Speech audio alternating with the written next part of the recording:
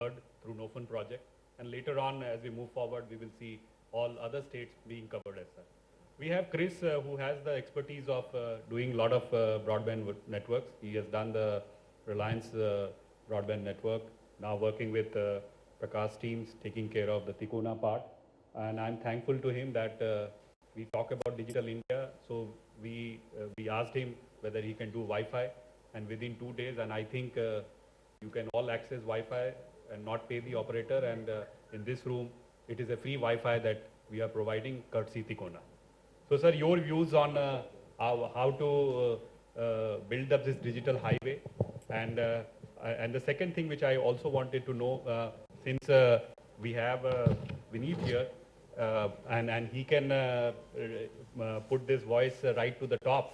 And I would request if you can stress on that particular aspect, because sir, what is happening is a lot of schools and colleges are buying hardware and then deploying the for bandwidth and then deploying the Wi-Fi part. So instead of that, if they can take care of if the service providers like RailTel is there, MTS is there, Tikona is there. So if they can take care of the bandwidth, they can provide Wi-Fi as a service and provide a service level agreement so that they can compete in between. Why do the schools and colleges need to buy their own equipment? First of all, the equipment life cycle part of it and the procurement process. So they will all, what we can say, will not have to do all these things, and they can directly, what we can say, avail the service for a particular period of time. And once the service is not up to the mark, they also have an option to go and change the operator. That's how you can create competition. This was an honest thought which had come from Chris. So I thought of laying it in front of you, and he can also deliberate on that in a detailed way. So, sir, your viewpoint, sir, on how to make this digital highway. Yeah, good afternoon, everyone. Thank you very much. Nice to be on this eminent panel. I think reflecting on, on the first session that we had, where, a lot of discussion around the vision of Digital India, the vision of our Honorable Prime Minister, and the whole revival of this whole thought that, how Digital India is going to be, enabling the next generation of this country. I think that was the, backdrop in which we started this conversation today morning. I think the fundamental, most important aspect is to now quickly get into what does it take to go and do this. Because the vision is there in front of us. It's an audacious goal that we want to do Digital India by 2020. We want to achieve all those goals, and we've got just around 4 to 5 years to go and implement whatever we have put in front of us. The second thing which came out of that first morning discussion is that very, very important that we need to think differently. We need to think upside down, bottom of the pyramid discussion, that we have to really look at enabling the bottom of the pyramid and to make the bottom of the pyramid really come on top. And that's really what is required is, one, what is the Digital India that we are, as a country, are we laying the right goals in front of us? Because this goal, whatever we are going to set, is going to decide where we will end up with Digital India.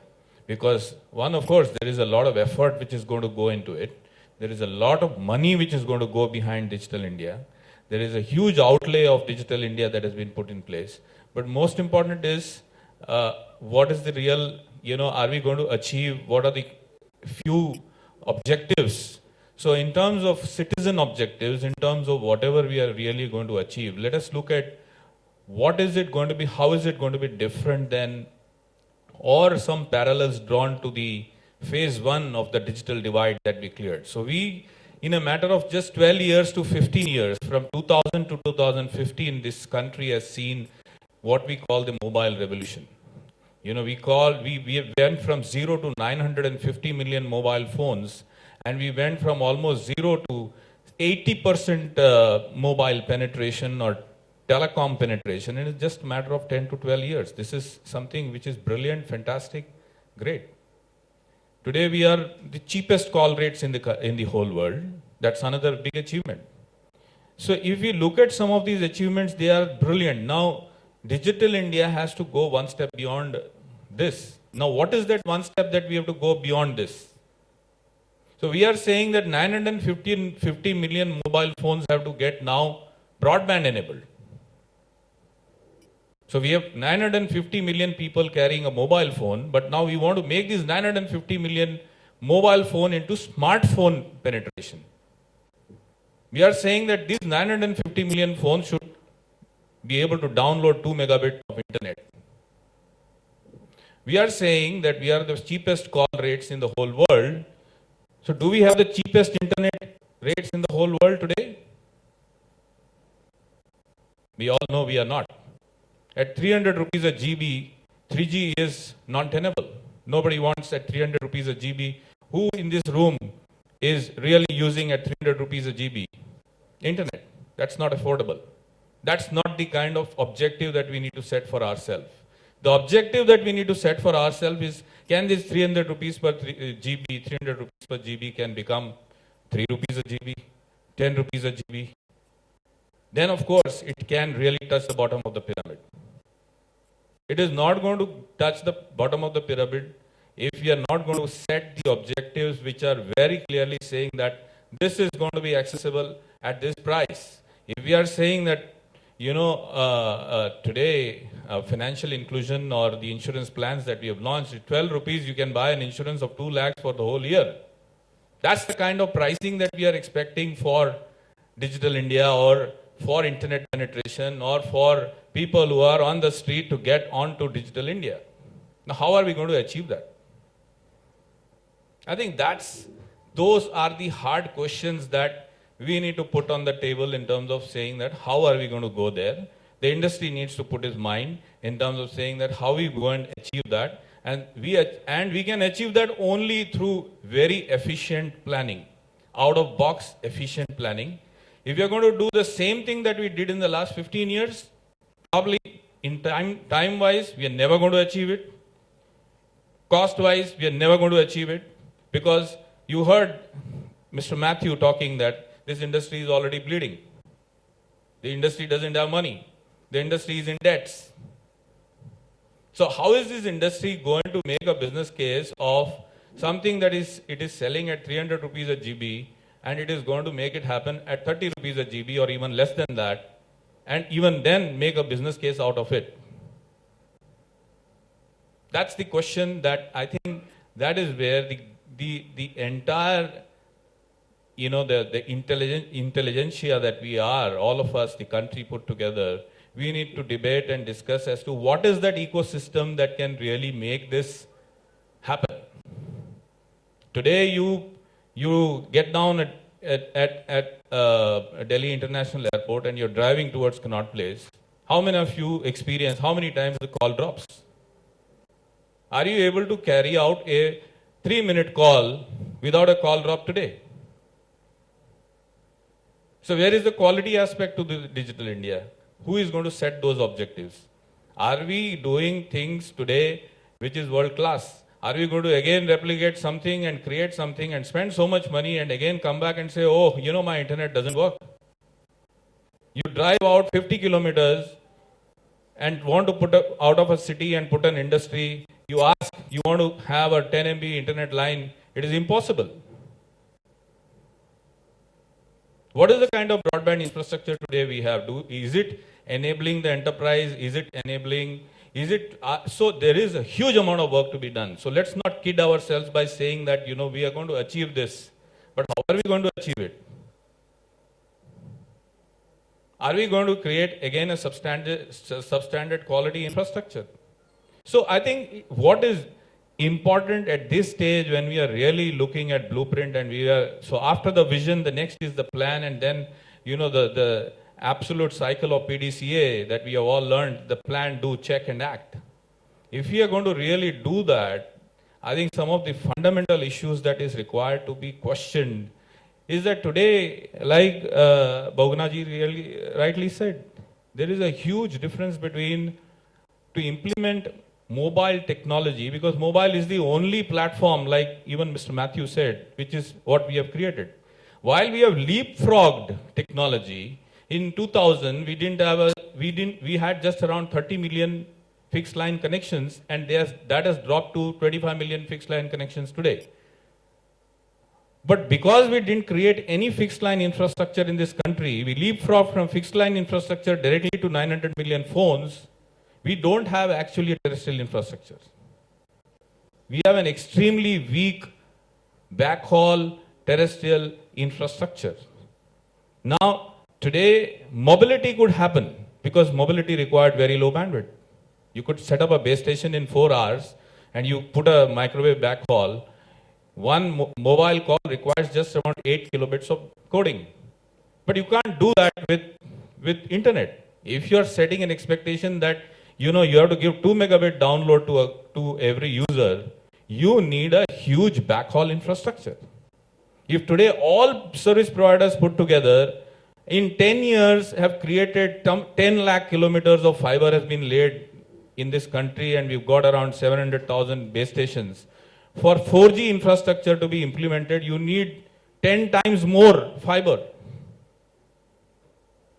How are you going to create 10 times more fiber? You did that in 15 years with 5 or 6 service providers spending their entire money, but at the end of 5 years now, almost 30-40% of this fiber is lost. Why is it lost? Because we don't have any regulation on how to manage fiber. The left hand doesn't know how the right hand is operating. Every other day there is a fiber cut. Every other agency is digging on the road. Who is willing to invest in this kind of situation? You ask any service provider, almost 30-40% of their investment which they did in the last 10 years is all lost. The average age in books that a US multinational today or any operator in the US for fiber, and Bhognaji will tell us, what is the kind of investment and how do they actually depreciate fiber infrastructure in their books. They have a very, very strong infrastructure. But look at the service providers. In the US, the life of optical fiber is almost 20 to 25 years. What is the life of fiber in India? It is not even 5 years. How can anyone recover this kind of investment? Unless you lay the ground rules clearly. Now you are saying you're going to invest 120,000 crores in Digital India. But, who is going to invest and how this return of investment is going to be protected? So first and foremost, it is extremely important that we don't duplicate efforts. Most important is that we don't duplicate efforts, because the size of effort now which is required is 10 times more. We need to create an ecosystem where we don't duplicate efforts. If one agency in the country, only one agency is required to do one stretch of fiber, because it is too expensive, it is too laborious, it is too time consuming. And this country cannot afford that. It is impossible to create, 10 times bigger infrastructure than what we have created in such a short period of time if you are going to do what we were doing earlier. We have to find a completely different mechanism.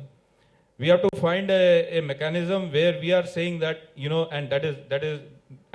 is very, very, very refreshing that we have got these thought processes of NOFN, where we have all the public sectors coming together to put this amount of fiber. But fundamentally what we are saying on the table is that optical fiber infrastructure, backhauling is going to be the biggest challenge, and we need to really think of how we are going to do that. Second most important thing is that we need to really stress on the quality of the infrastructure getting created. Third most important thing is that we need to set a target that the cost has to come really down, so that really the bottom of the pyramid is really is getting the benefit of whatever we are doing, and it makes a business case viable both for the consumer and then of course for the service providers who are going to get into it. Now, what is it that we are, what are the simple things that we can look at? And, I'm a telecom person. And that is where, we are very, very fortunate to have, the eminent panelist here, Goenka Saab, who is coming from the National Highway and he's heading the panel there for the government. See, some of the simple things that we should look at and some of the things that we should really look at is, because today, even in the morning session, we said, the industry is trying to put a, request on how right-of-way to be treated. I would be very radical in the way right-of-way should be treated. Right-of-way should be out of the way. Let us not even discuss right-of-way. If we have to achieve these kind of goals, right-of-way has to be out of the way. How can right-of-way be out of the way? Because today, it is actually waste of money that 5 service providers are digging the same street, putting the same cable, and spending on labor, on creating duct infrastructure, and paying the government for the same cable which is being laid 5 times again and again. Why should that happen? That is waste of money. What seriously that we should consider is not creating optical fiber infrastructure. Agencies like the roads, the NHAI, all these, the urban planning agencies need to put together a plan to create a very strong duct infrastructure, which is a common duct, freely available, accessible to every service provider. And this has to be done with a vision not of just 5 years, it has to be done with a vision of 25 years. Let's not, if you're spending 10 to 12 crores per year to create a 4-lane highway, it requires less than 1% of that cost to create ducts on both sides of these highways and also on the middle of the highway, and to let it create as a long-term 25-year infrastructure. In every intersection, you create capacities to cross over, and you assign that to an agency like Bharat Broadband or NOFN to manage the duct capacity. Let's not. So most important is, can we really create? And same is true for cities, because we need much higher every building, because you can't create 4G infrastructure the same way that you have created 2G infrastructure. If you are today having 20,000 base stations in Delhi, you need 150,000 base stations in Delhi to do 4G. You can't do with 20,000 base stations. 150,000 base stations in Delhi is like every alternate building there is a base station. Which means, and every alternate building requires a backhaul. Where is the fiber to do that? And if you're going to dig every road and provide right-of-way to 5 different service providers, do you think that is a practical job? It's not possible. So let's not kid ourselves by saying that we're going to achieve this without really thinking through as to how this is going to be achieved.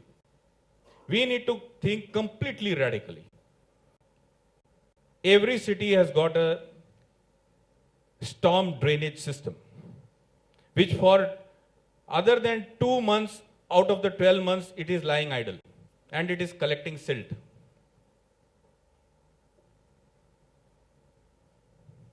How can we enable each and every storm drainage system to be used as a fiber duct?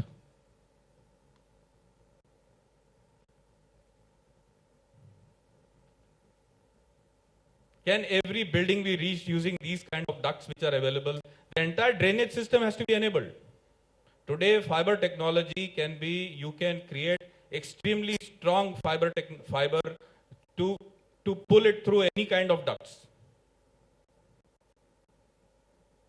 So, today we are discussing right-of-way. Right-of-way is almost 70% of the cost of putting, and the labor is 70 to 80% of the cost of putting fiber.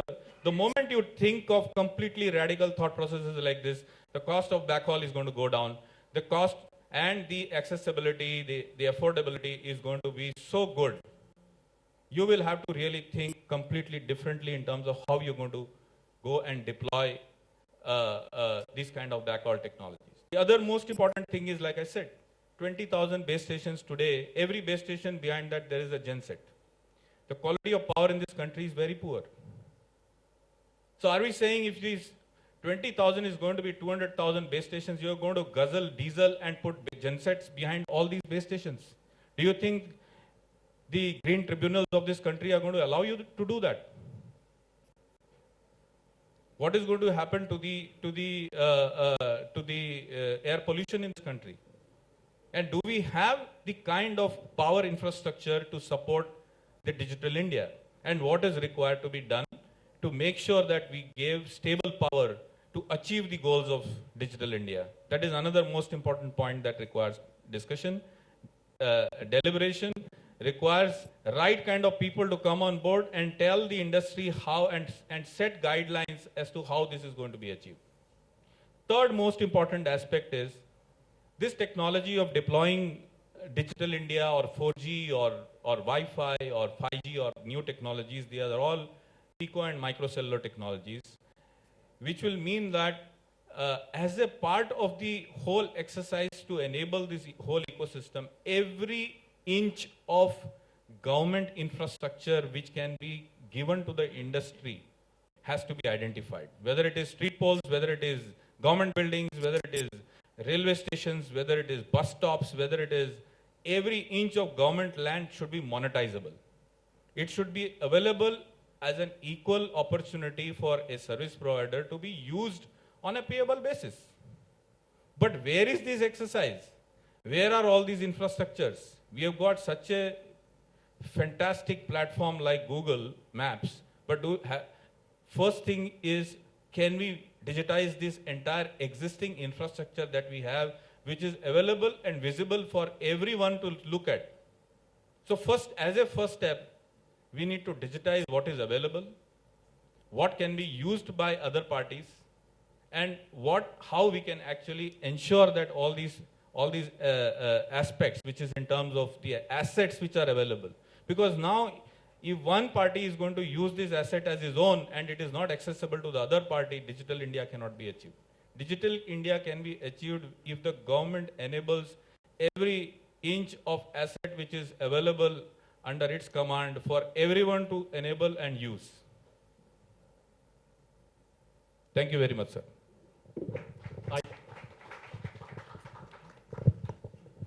I think we are hearing from all the speakers very honestly. They are talking about the limitations that they have, and I think in a collaborative manner we will try and achieve. Because if you're looking at Sabka Saath, Sabka Vikas, it can only happen in a collaborative manner. Because if you're looking at lower cost of providing these services, then everybody has to put forward, everybody has to come forward and make it happen.